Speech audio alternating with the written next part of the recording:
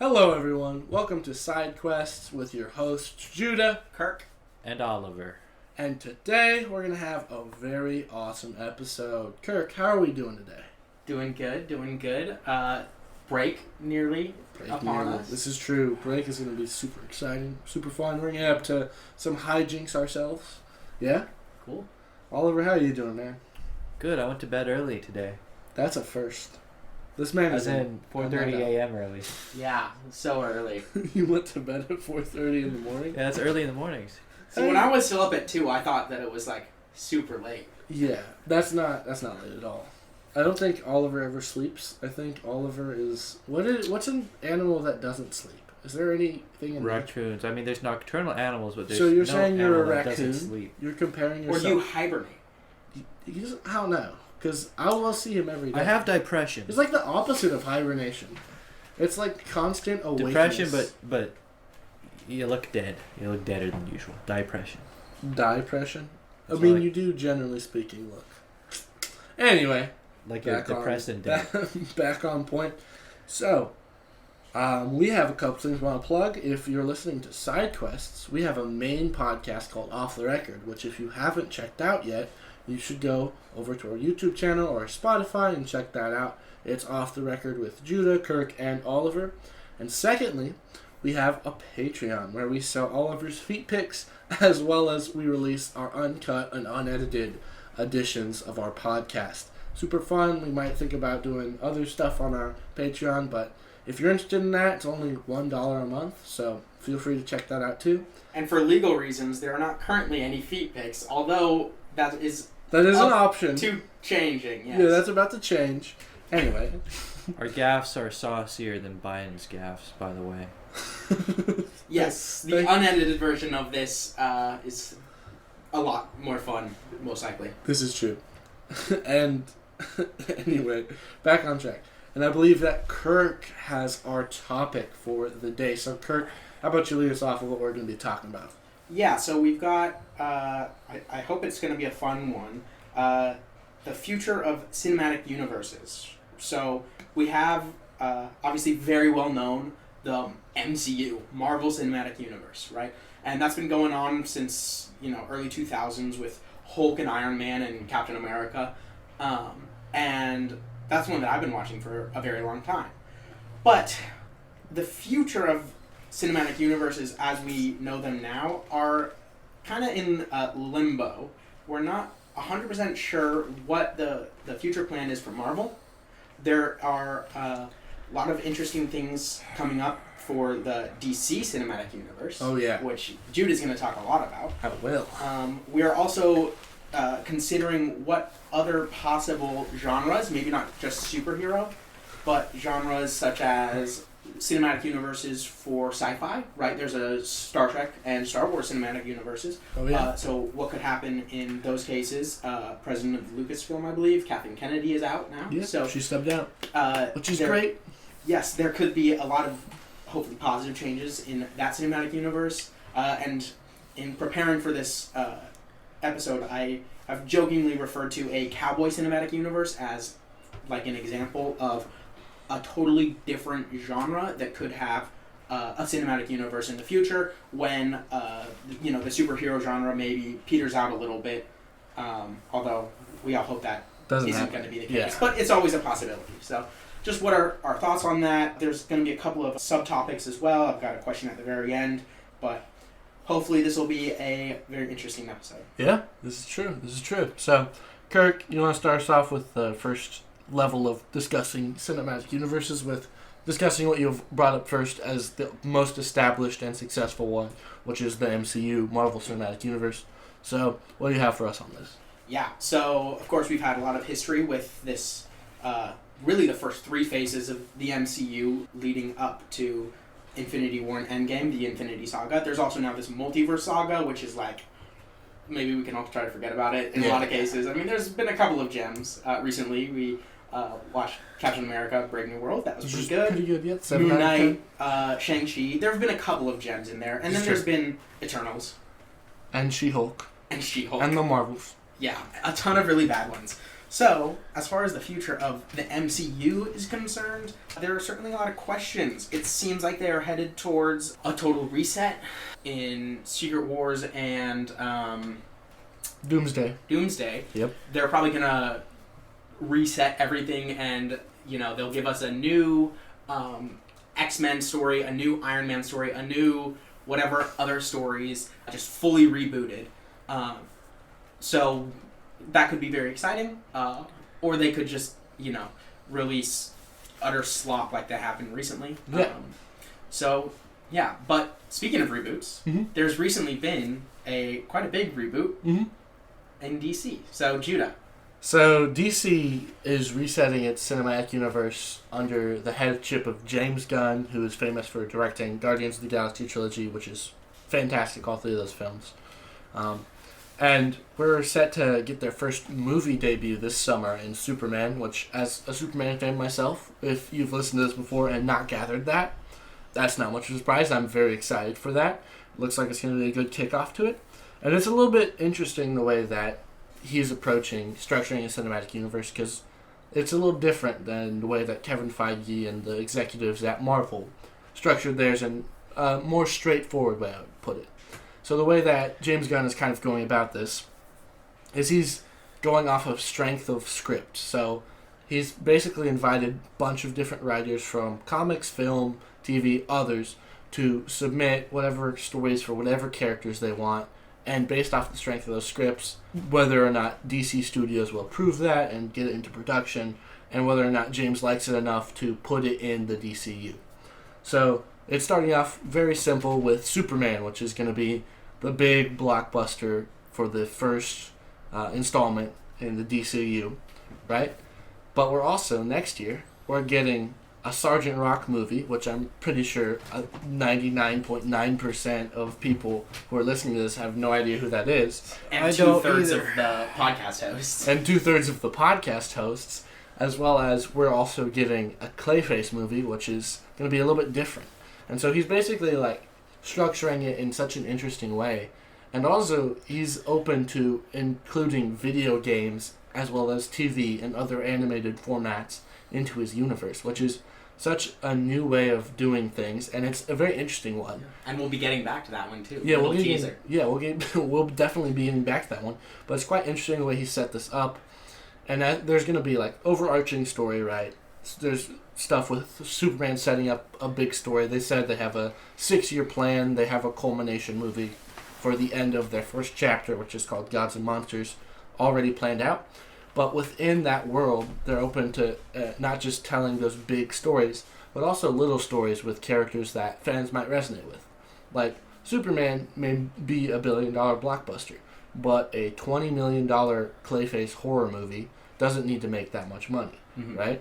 And so it's interesting. They're doing it a little differently than Marvel, where I feel like Marvel plays all of its chips on every movie. This needs to be every most movie money-making $1 thing. billion. And needs to please everyone.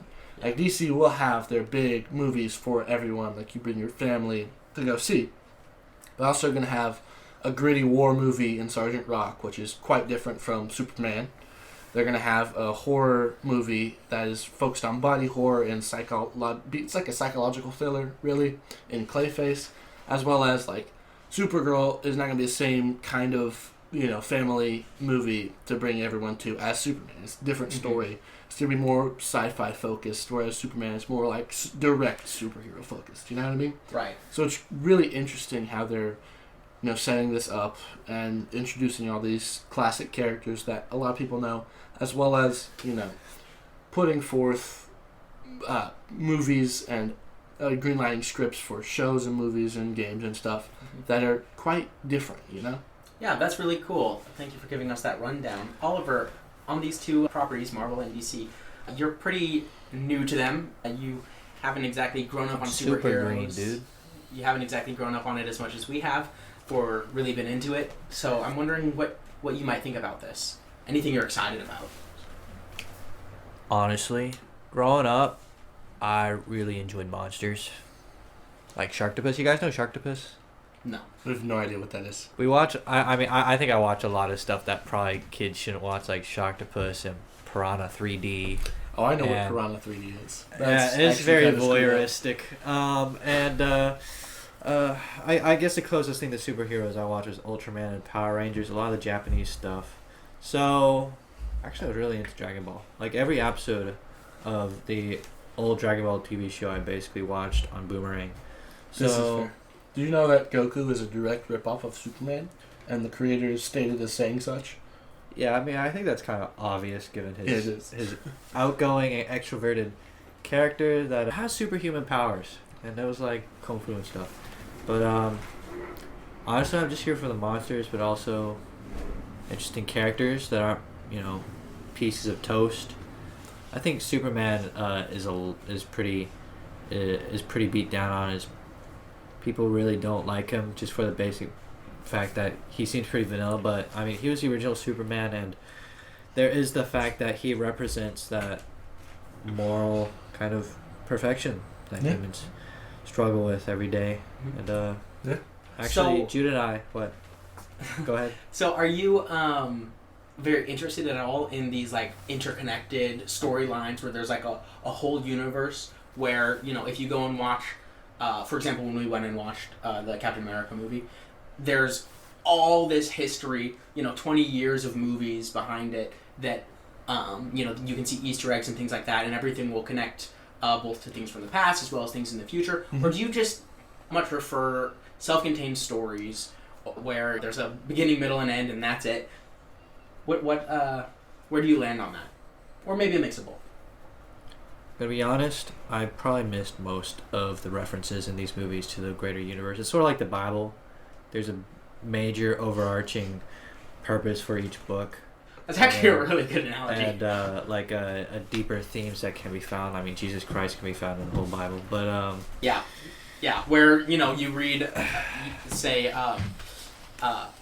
Ecclesiastes, right? And Yeah. it has its own purpose. It is a book itself, Mm-hmm. but there's also all the other books of the Bible, right? true. And they do connect together. There is a story that flows through the entirety of it, but you don't necessarily need to know everything. You don't have to have read all 150 chapters of Psalms to be able to read Ecclesiastes and appreciate it. You could just appreciate it more if you did. Yeah. So, I guess you would land then somewhere in the middle. yeah, I mean, I'm definitely into watching all the lore dumps that you see on YouTube and stuff. I've been really into that. When I was into like some of the weird anime shows back in the day, Yeah. just watching the weird lore dump analysis was fun Yeah. as heck. New But, Rock Stars. Did you ever watch them? Never. They're mostly in the They're mostly in superheroes. yeah and superheroes and adjacent.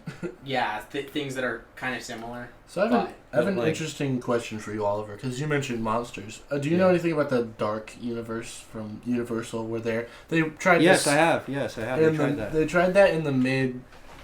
What are we calling them? 2010s, mid 2010s. But they're rebooting them under this director guy. Do you know the dude that directed Invisible Man? He has a movie. I think already came out or is coming out. It's called Wolfman. Mhm. And he's like rebooting the Dark Universe with of classic monsters: Dracula, Wolfman, Invisible Man, Frankenstein, so on and so forth. Yeah, I heard of it. I know it flopped totally like 7 years ago or something. Yeah, what do you think of the retool of it? Are you interested in that? I think there's interesting stories to be told. I haven't read. What was the author of Frankenstein? Well, those authors, Mary Shelley. Mary Shelley, or Bram Stoker these for ancient Dracula. authors I like can Bram read your brain. Stoker. But I think there can be stuff said. I mean, what do you guys have like interest in these really I have old? a connection for you. You like the horror stuff? No, but yeah, sort of. Well, monsters and things like Werewolf that. by Night is great. What I'm showing right now is the IMDb page for Werewolf by Night. It's a Marvel special presentation, I guess. They released it in Halloween of 2022. And it's Marvel, and it's technically canon to like the cinematic universe of Marvel. And there are a couple of tie-ins and connections and things like that. You can see from the Patterson. trailer that is playing right now, it's all in black and white. They did release, like a year later, they released it in full color, which I think totally spoils it. Oh, So yeah. I didn't watch that. And it's the same movie, so I'm not just going to watch it again. But when I went and like first watched it right around Halloween, it fit the vibe pretty well. Not like a masterclass in writing or anything like that, Yeah. but it was fun. It was a shorter thing, much lower budget.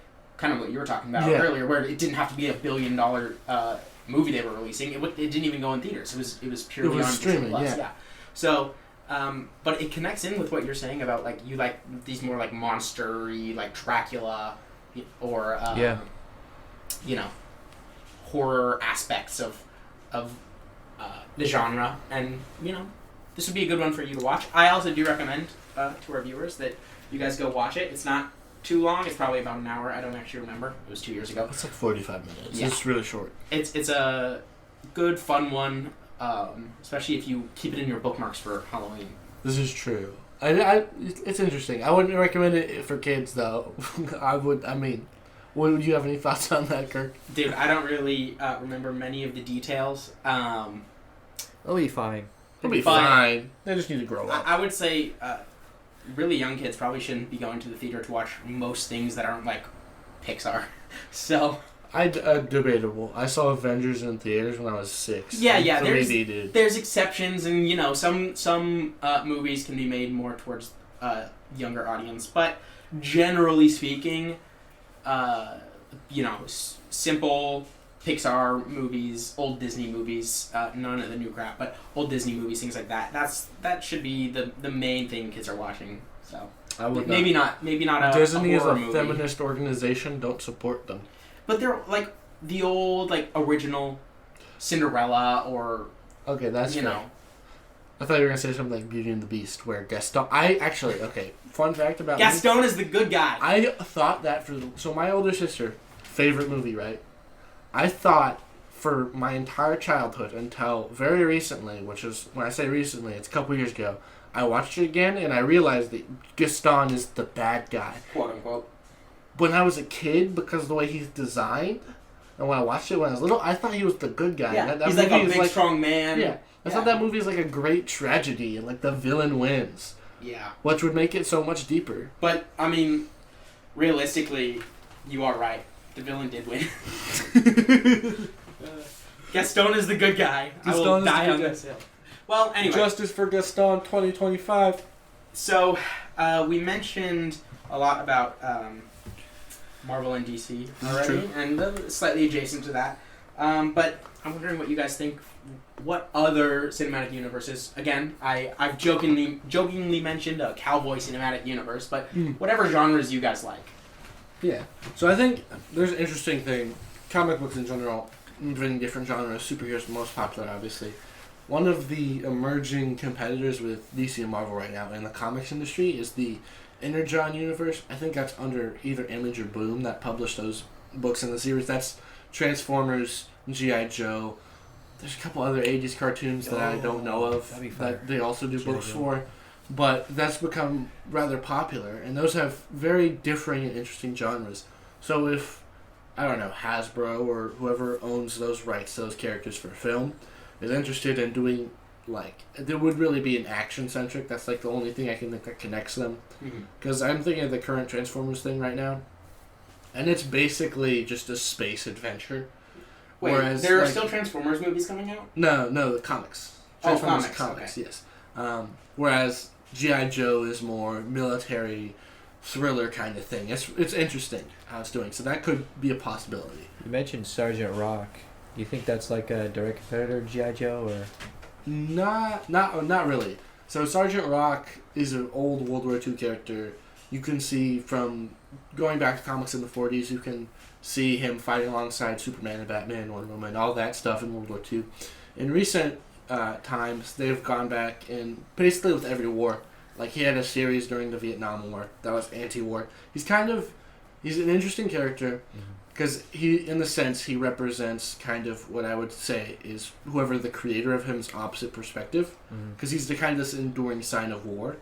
Whereas most of the stories he is in are stories that are anti-war, if that makes sense. Like, they're not for whatever the conflict is. Yeah. And he is like this soldier who is just by the books, toughing it out, taking orders, and following, directions. So, I mean, it's a little different from G.I. Joe. G.I. Joe is kind of like this action, spy, espionage, martial arts thing. Okay. It's a little different. Yeah. That's a fun one. Oliver, what is your favorite genre of movies? Godzilla. That's just a movie. Monster movie. Okay, Yeah. monster movie. So when you say monster movie, do you mean okay? There's lots of ways you can go. Gothic monster or kaiju or what are we talking with monsters? I'm actually gonna stop you there. Mhm. I think it can be all of them, because we're talking about a cinematic universe. Which is true. So I mean, there's Genre-bending and stuff. Yeah. That's go to Marvel. There's Shang-Chi, right? Like a very Oriental focused movie, but also slightly Western. Oriental. Slightly West. I know it. Some people consider it racist to say Oriental now. I mean, It's literally a direction. I'm sorry. It means West, East. Oliver, East. as a Chinaman, what do you think about them calling it Oriental? I am an Oriental man. What can I say? I'm oriented Okay, but the right way. My in sexual Marvel, orientation is right. in I'm quite more Oriental.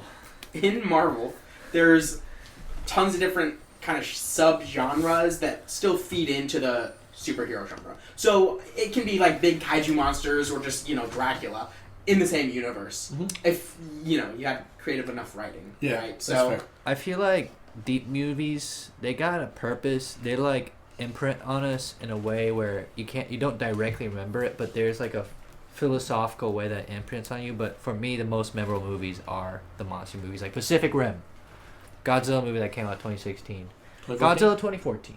Well, I think there was like a Shin Godzilla that came out like after that. I didn't watch Shin Godzilla. Have you seen Godzilla -1? I don't think I have. No. Is that the one where like there's a Mexican volcano? And, is that the one where No. there's the big gorilla? No, that's Godzilla. What the heck? I You guys have haven't not watched seen these. Godzilla -1? It is okay. That is one of the best movies I've ever seen in theaters, and it has a better nuclear bomb scene than Oppenheimer, and I am not joking. That's a bold statement. Okay. Like in the theater when we were About 2 watching, years when ago. I was watching. with Oh, my it's a brothers. Japanese one, dude. Yeah, it's so good. Wait, aren't they all Japanese? No, Some are made by American studios. This one was made by a Japanese one. But there's a scene where Godzilla goes atomic, and it is like one of the most harrowing scenes in film, and made my spine crawl. And like it was scary in the sense it's so grand and so intimidating that if that actually happened, you're like this is what it feels like. We need to do movie nights more often to catch up on these things that we apparently haven't seen. I We wanted did. to watch Godzilla -1, but I totally forgot about it. Dude, Godzilla was Well, so good. We'll do a run through of all the Godzilla movies if we want. That's a lot of movies. I know, but That's like 50 movies. we are. dude. I think I young still have a DVD guys. collection We've at got my house. time. We are young. All right. So enough with universes or cinematic universes. I want to broaden the scope a little bit. We teased a little earlier, Judah did at least, about multimedia universes, but Yes. also multiverses. So, whichever ones you guys want to talk about first, you guys can lead the way on that. But what are we seeing in terms of all this new, everybody likes multiverse stuff, or what are we seeing with a movie that ties into something that's canon in a comic book, or a VR game that's canon to, a Marvel movie or something like that? Yeah. Something like that. So I got two examples from DC. One is a comic that ties into a game, and the other is interesting news. Warner Brothers closed a bunch of their gaming studios, which is sad. Awful for the people whose jobs get laid off.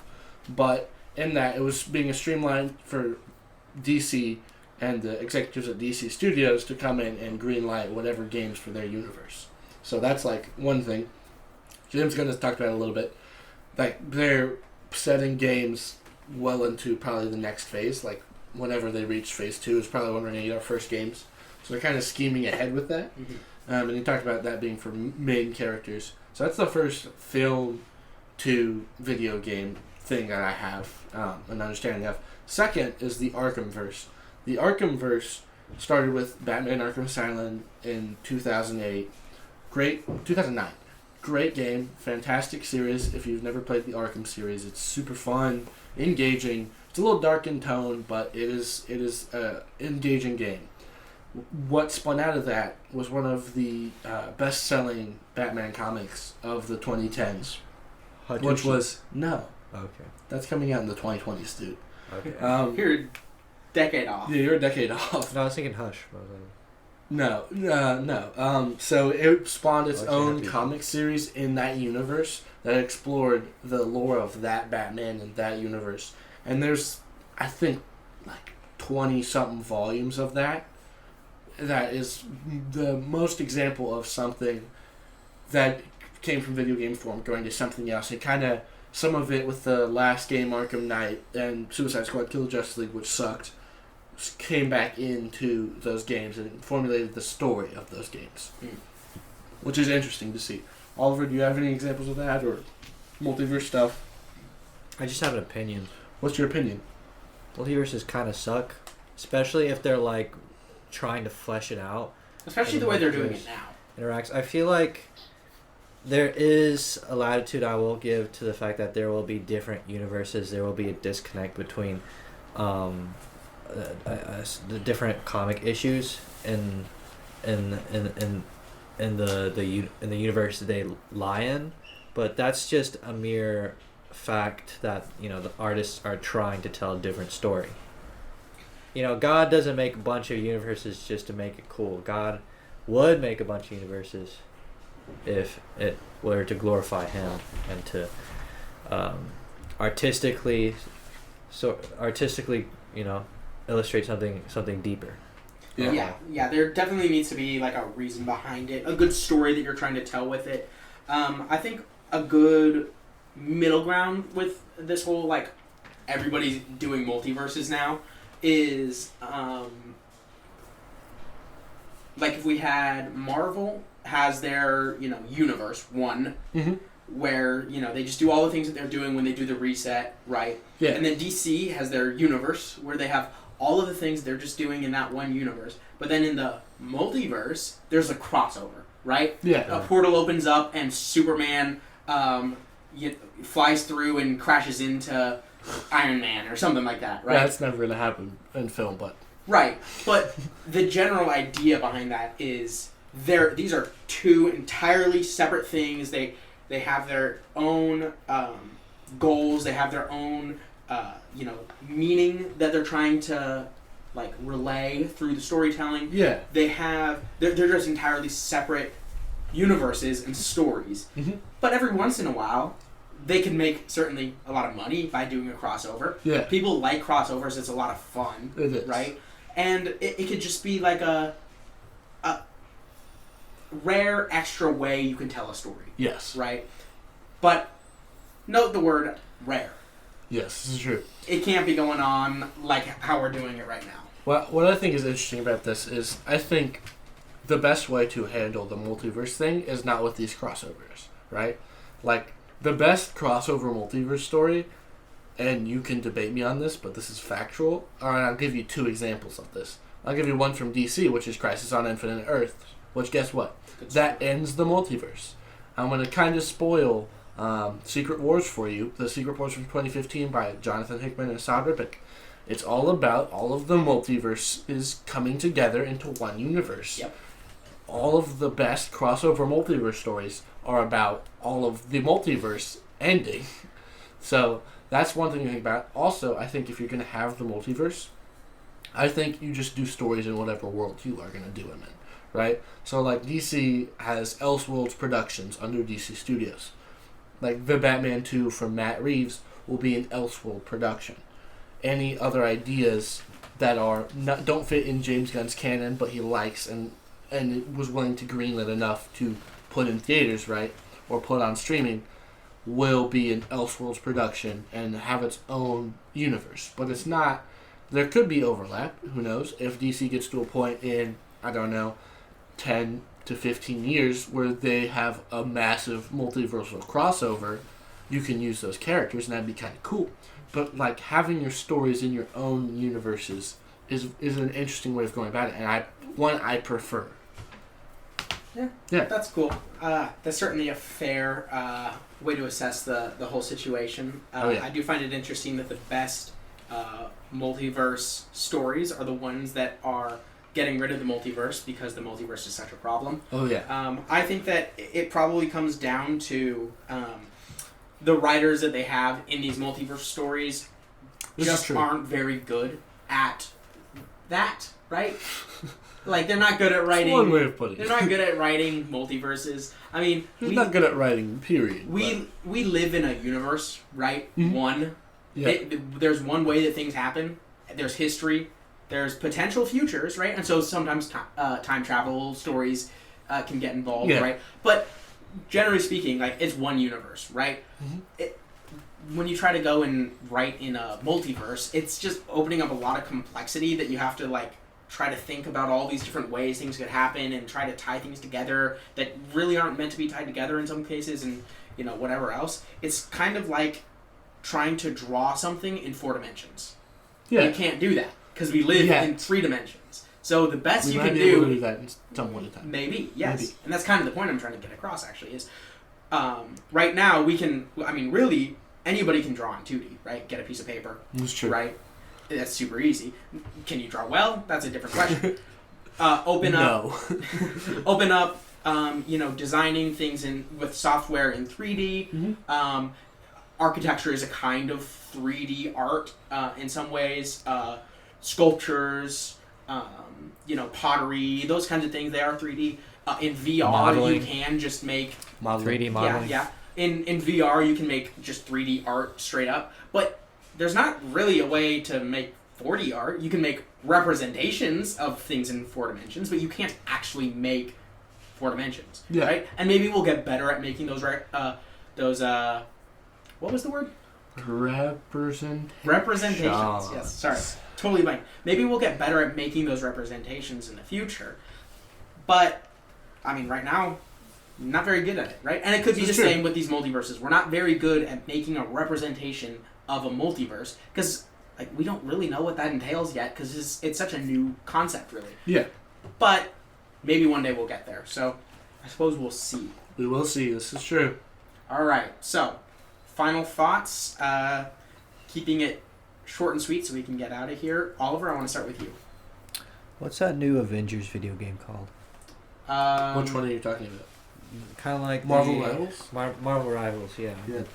What about that? Class shooter. Best crossover ever. That would actually, if any of that stuff becomes canon to like a multiverse story or something like that, that would actually tie in to what we're talking about here. Or they might do Rivals comics in whatever the Rivals universe is. That could be a thing too. Yeah.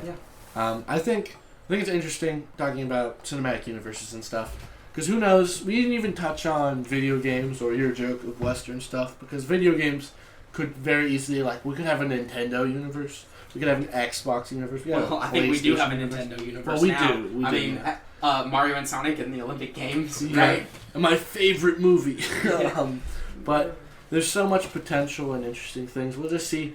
I think it's interesting to speculate about this. And I think it's interesting to see where people are on this. Because I think people want hopping on points if there's going to be things like this. So, yes. Like, that's why people are calling for a reset of Marvel. Yeah. Because there's 20 years of history. There's 20 years of history. You can't get involved in that. Yeah. Very easily. It's whatever. It's like multiple days worth of watching stuff to... Just straight. Just straight to know it. So it's interesting. I think DC is going to gain some traction from this. I think...